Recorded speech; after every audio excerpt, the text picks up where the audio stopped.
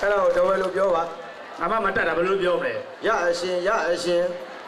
ကျွန်တော်လည်းရအရှင်တလုံးပဲရတော့အရှင်ပဲလို့ကျွန်တော်အသေးကြီးပါသွားလို့မလုပ်တယ်မဟုတ်တယ်ချစ်စရာလေးပါအာနာဘာနာနဲ့ပြောတာဘယ်လိုပြောလဲဒါစိုးစိုးကဘာသာပြန်ပေးတာတော်တော်ကောင်းပါတယ်ဘယ်လိုပြန်ပေးရအရှင်တဲ့အဓိပ္ပာယ်လေးကဟောဒဝဲသူဒဝဲသားတွေကရင်ကြီးတယ်ရိုးသားတယ်ပွင့်လင်းတယ်ဟောအောက်ပြည်တို့အထက်ပြည်တို့ကြိုက်တဲ့ဧည့်သည်လားသူတို့ကအာနာတက်တယ်အာနာတက်တဲ့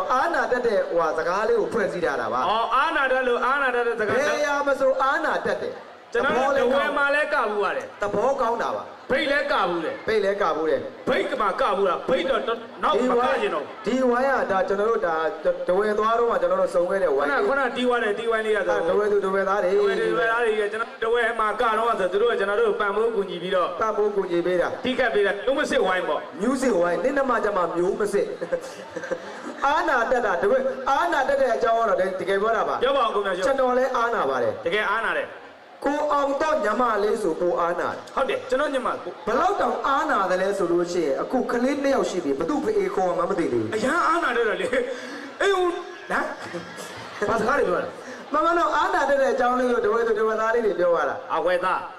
လားကျွန်တော်ဝဲသားမဆောင်တော့မဲသားပဲကြိုက်တယ်ဘာလဲပြောတယ်ဝဲသားအော်တဝဲသားတဝဲသားဝဲသားတယ်ဟောတဝဲဝဲသားတဝဲလို့တက်တာတဝဲသားတဝဲလို့တက်တယ်ဘိတ်လို့ရောဘိတ်လဲတက်တယ်တဝဲလဲတက်တာအမင်းဘိတ်ကြတော့ထမင်းသားဘယ်လိုခေါ်ရမှာလဲဘယ်လိုခေါ်လဲဟိုငါ့ရင်လာစားလဲအေးငါ့ရင်စားဘာလို့ငါ့ရင်စားမှာငါတဝဲလို့ပဲမေးပါဘိတ်တင်းညမှာဘိတ်လို့မေးအေးတဝဲလို့ငါမေးချင်မယ်ဝဲသားဝဲစားဝဲမစားပတ်စံကုန်လိမ့်မယ်ဝဲစားနည်းနည်းလေးတော့မသိလို့မေးစမ်းမရတဝဲတော့ဘာလို့မေးတော်လေကွာတို့မွေတွေပါလေကြတော့ဘလို့ခေါ်လဲမွေ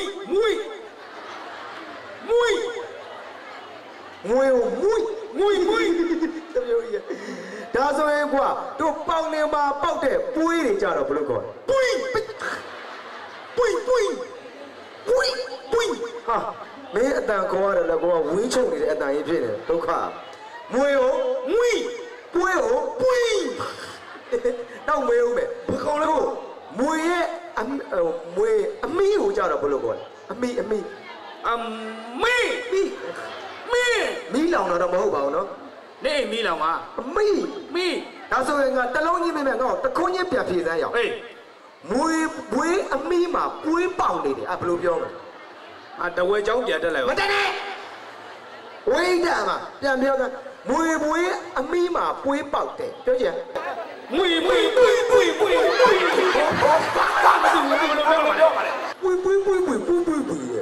ဘာကိုမဆိုင်ကောင်းမေးပါလားငါ့ကိုမင်းငါအဲ့ဒါတော့ငါဘိတ်စကားတွေပါတကယ်တက်တယ်တဝဲလို့တကယ်တက်ဝဲသားအစ်စ်ဒါဆိုငါမင်းမယ်တဝဲနဲ့တိတ်မဝေးဘူးနေတာဟုတ်လားဘယ်လောက်ဝေးလဲမင်္ဂလာတော့မှာအကောင်းမလားငါမတော့ငါတကယ်မသိလို့မေးရောက်ရှုံးအောင်တိတ်နားမလဲလို့မေးကြည့်တာမင်းကနေစုံတော့တိနေစုံနဲ့တရားတွေဘာတွေကိုမင်းဘလို့ခေါ်တဝဲလို့တရားကြတော့ခတဝဲလို့တရားကိုခဒါဆိုဟိုတို့မြန်မာကြီးမှာတို့လို့သုံးတယ်အဲ့ဒါနို့ဘယ်သွားလို့လဲနို့ဘယ်မှာလဲနို့နာပေါက်တဲ့ဒီမှာပေါက်တာလဲဘာပြောနေတာလဲတို့ကိုနို့တို့ကိုနို့အကြောင်းကိုတို့ကိုနို့အဲ့ဒါကြောင့်စကားလုံးတွေတမျိုးကိုဲတယ်နော်နောက်တစ်ခုတော့ငါတို့မြန်မာပြည်မှာကောအခုလဲလေခွေးတွေပါတယ်ဆင်းတဲ့ကံမှာကျွဲတွေနဲ့ဆင်းရတယ်ကျွဲကိုကြတော့မင်းတို့ဘယ်လိုခေါ်လဲကျွဲကိုကွဲကျွဲကိုကွဲငါအဲ့ဒါတခုချင်းမယုံမယ်တရားအထက်မှာတို့ရှိတယ်ပေါ့တရားအောက်မှာကျွဲရှိတယ်ပြောချင်ခါထက်မှာနို့ရှိတယ်ခါအောက်မှာကွဲရှိတယ်ဒီပွဲကဒါအမတမ်းမှဒါတဝဲသူတဝဲသားတွေခြိတက်လာခဲ့တဲ့နှစ်ပေါင်း100ရှိတယ်နှစ်ပေါင်း100ဆိုတဲ့ဒါလေးကိုအထိတ်အမှတ်လေးဖြစ်ပြည်လို့လာခဲ့တာဘလောက်ဂုဏ်ယူစရာကောင်းလဲဂုဏ်ယူစရာကောင်းတယ်လေးစားစရာကောင်းတယ်ဟုတ်တယ်10နှစ်ပြည့်ဖို့ဆိုတော့လွယ်တာမှမဟုတ်တာမလွယ်ဘူးလေအနှစ်20ဆိုပိုတော်ဝေးလေးရဲ့ကျွန်တော်တို့တဝဲသူတဝဲသားတွေတကယ်ပြောတာပါတကယ်ကိုဒီအစင်လာလေးကိုထိမ့်သိမ့်ခဲ့တာနှစ်ပေါင်း100ကျော်ခဲ့ပါနှစ်ပေါင်းနောက်မျိုးသက်တည်တယ်အများကြီးပါအများကြီးပဲအဲ့တော့နောက်တော့လူကြီးနောက်တွေပါလေအစင်အဆက်ပေါ့ဗျာ generation ပေါ့ဟုတ်တယ်လူကြီးတွေကထိမ့်သိမ့်လာခဲ့တဲ့အစင်လာတခုလူငယ်တွေကပြန်လဲထိမ့်သိမ့်ဒါ generation ကောင်းတယ်လို့ခေါ်တယ်ဟုတ်တယ်ကျွန်တော်တို့ဒီကလေးတွေဆိုရင်ဟုတ်တယ်အချို့ကလေးတွေဆိုရင်ည ငယ်လေးတွေကဆေးထိုးတဲ့ကစားရဟုတ်တယ်ကြီးလာရင်ဆရာဝန်ဖြစ်တယ်ဒါတော့ဒါမျိုးရိုးဗီဇနဲ့မျိုးဗီဇဒါ generation နဲ့ generation တွေဟုတ်တယ်အချို့ကလေးတွေဆိုငယ်လေးတွေကစစ်တိုက်တိုင်းကစားတယ်စစ်တိုက်တိုင်းကြီးတော့စစ်ဘူကြီးတွေဖြစ်တယ်စစ်သားကြီးတွေဖြစ်တယ်ဒါ generation ဗီဇဟောတကယ်ပြောတာဟုတ်ကဲ့ခုမြောင်ရှုံးဟုတ်ကဲ့သူ့ညီမလေးအငယ်ဆုံးအသေးလေးရှိတယ်6နှစ်ပဲရှိသေးတယ်ဟုတ်ကဲ့ကြည့်ရင်ဘာဖြစ်မလဲမသိဘူးခုစော့တယ်ကလင်ခိုးတန်းစော့တယ်အဗီဇပဲလေကြီးလာရင်သီရိမင်္ဂလာစီပို့အားရောက်ဘာဖြစ်လဲဘာတွေပြောလဲကဲအဲ့တော့ကိုမြတ်ချိုးကြီးကျွန်တော်တို့ဘာသာဒီအစီအစဉ်လေးကဘာသာစကားလေးတွေကိုကျွန်တော်တို့ဟိုပါပေါ့ကျွန်တော်တို့အကောက်တက်ရမှာဆိုတော့ဟုတ်တယ်ဖြည်းဖြည်းချင်းလေးပြောသွားမယ်မပြန်ကြတဲ့လို့ချင်းကျွန်တော်တို့ရှမ်းဘာသာနဲ့ကင်းစကားနဲ့ပြောပေးမယ်ဟဲ့နော်ဒီလိုတော့မပြန်ကြနဲ့ဟုတ်ကျွန်တော်တို့ညနေဒီဖြော်ရေးစီစဉ်ညနေ4 နာရီ4 နာရီတိရှိ4 နာရီတိပြီးကျွန်တော်မှကန်သားမဲတွေဖောက်ပေးဦးမယ်ကျွန်တော်တို့ကန်သားမဲပေါ့ကန်သားမဲကျွန်တော်တို့ဒီဟိုလာတဲ့ပရိသတ်တွေအားလုံးဟိုကျွန်တော်ဒဝဲမိသားစုကနေပြီးတော့ TV TV မလာတဲ့ပရိသတ်တွေကတော့ Type 5ပေါ့အခုပြောနေတာ AIDS ကျွန်တော်၄လုံးပါဟောအဲ့တော့ကျွန်တော်တို့ဒီကဟိုတချင်းလေးနဲ့ပြောပေးတစ်ဆက်ပေးမယ်အဲ့လိုလို့ကျွန်တော်တို့ဂျားလေးညှက်ပြီးတော့ပြောကြကျွန်တော်တို့အတွင်းမှုပြောပါတယ်ဘာပြောတာကျွန်တော်တို့900လုံးခေါ်ပါဆိုတော့ဟုတ်ကဲ့ပတ်သက်မတတ်နိုင်ဘူးတဲ့ဟုတ်ကဲ့ကဲကိစ္စမရှိပါဘူးရပါတယ်ပြဿနာမရှိပါဘူးငွေကြီးကကိစ္စမရှိဘူးကျွန်တော်တို့ကပတ်စံအရင်မရှိပါဘူးဟုတ်ကဲ့ပတ်စံဆိုရင်ပေးရင်လည်းယူပါတယ်ယူတယ်မပေးရင်လည်းတက်ဆိုင်ရာကတိုက်တော့မယ်အခုတည်းကကျွန်တော်ရောက်တာဘာမှမကြွေးသေးဘူးကျော်စရာကြီးပါဗျာဒီသားစုတွေဒါကြုံရခဲ့ပါတယ်ကြုံရဆုံရခဲ့ပါတယ်ဒဝဲသူဒဝဲသားတွေတွေ့ရင်ဟိုဒဝဲမှာတော့တွေ့ရတယ်ရန်ကုန်မြို့မှာနည်းနည်းရှားတယ်ကျွန်တော်ဒဝဲနားရေးပြီးမှကဘူးတဲ့ဟုတ်တယ်ခုနဒီဝိုင်းလေးဆိုရင်ကျွန်တော်တို့ခုနတီးသွားတယ်ရအရှင်ကျွန်တော်နဲ့သူနဲ့အဲ့နှလုံးပဲနားလဲတယ်အခုရရင်တော့အရှင်ပဲလိုချင်ပါတယ်ဒဝဲသူလေးတွေကိုလို့နော်ဒုက္ခပါပဲမင်းရဲ့တော်တော်ပဲဒဝဲသူပဲယူကျင်နေသေးတယ်မင်းကမလို့ချင်ဘူးလားမင်းအောင်တော့မေးကြည့်ဒဝဲသူယူမလားမင်းခေါက်ဆွဲကြော်စားမလားမေးကြည့်မယ်ခေါက်ဆွဲကြော်စားမလားဒဝဲသူကိုယူမလားအောင်တော့ခေါက်ဆွဲကြော်စားပြီးမှဒဝဲသူခိုးပြေးမှာဘာမှလည်းမချမ်းပါကဲခေါ်ကြွေးကဲဒီကပြောရေးစီစဉ်လေးစလိုက်အောင်ဟုတ်ကဲ့အချင်းပြောပေးမယ်စီစဉ်လေး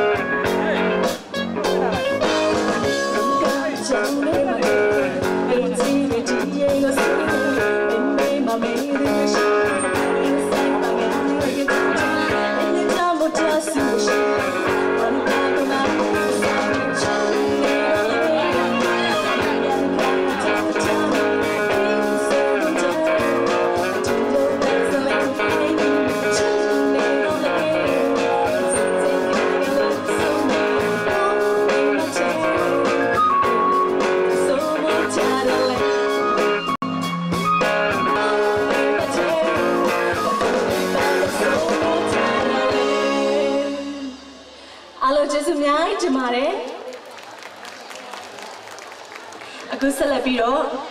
လက်ကြတီးဆိုမဲ့ဒေးသန်ရှင်ဟိန်းဆိုဖိတ်ခေါ်ပါရရှင်